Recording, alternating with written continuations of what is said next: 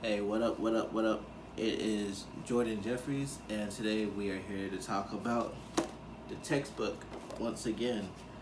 Today we're in chapter 13, which is the case of ethics in immersion journalism. For this chapter, we kind of go into a story involving Cassie Rodenberg, who was basically a journalist for the Scientific American magazine. I'm sorry. She and basically she explained her time there, what she intended to go in for, and kind of what she ended up involving herself into as far as like what she wrote about and stuff like that.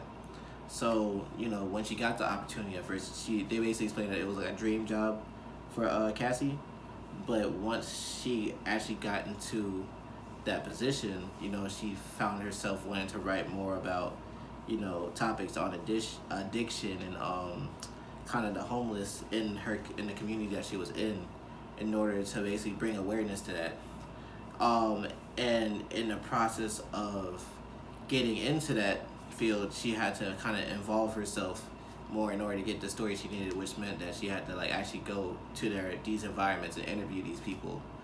And during that job, I guess the question at play is how to protect the sources while getting these type of stories.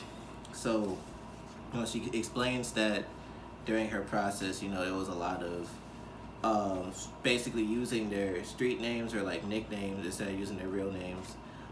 Basically sending drafts back and forth to make sure that the story had like it fits what they were talking about while kind of protecting the privacy of the individual, because a lot of these people, like drug addicts and stuff like that, they had like family custody issues and stuff involving the law, that if the source was not protected properly, it could really mess their lives up. So she was very she put that in priority. And I guess another thing was that a lot of the things that she was covering, it was a lot illegal. When it comes to drug addiction, sometimes you would go and interview like prostitutes and stuff like that, and the police got involved. Of course, that can mess up their lives directly, but she basically ensured that she could do these interviews with people without getting anybody else involved. So I guess like the moral of the story is basically, if you're gonna be going into this type of work, especially if you're gonna involve yourself in the community while getting these stories, you really have to make sure that these people are protected, because these people are also risking their personal lives in order to get you a story. And this journalist really took that to heart, and she really made sure that everybody that she was with, that she interviewed, was protected in some manner. And and I guess in the world of journalism, the rule is not to become friends with your sources, but she took it to be the opposite, and she really worked hard to get to know these people not only as sources but as individuals.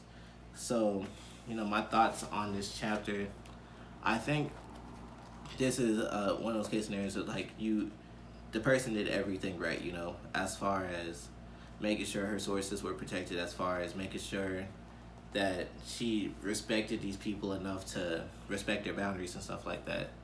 And I think this is almost like a model of how to properly handle this, if you're in this kind of field of like diving yourself into a certain community in order to get a story of, or like some type of piece of work you're working on. I don't really have any comments besides that. I think it's very interesting to kind of get an intel story about like what immersion journalism is and like what that looks like. I was very in tune with what was happening in it. I guess it kind of was almost like a reality check for me. But other than that, that's all I had to say for this chapter. I appreciate you watching, and I guess I'll see you on the next video.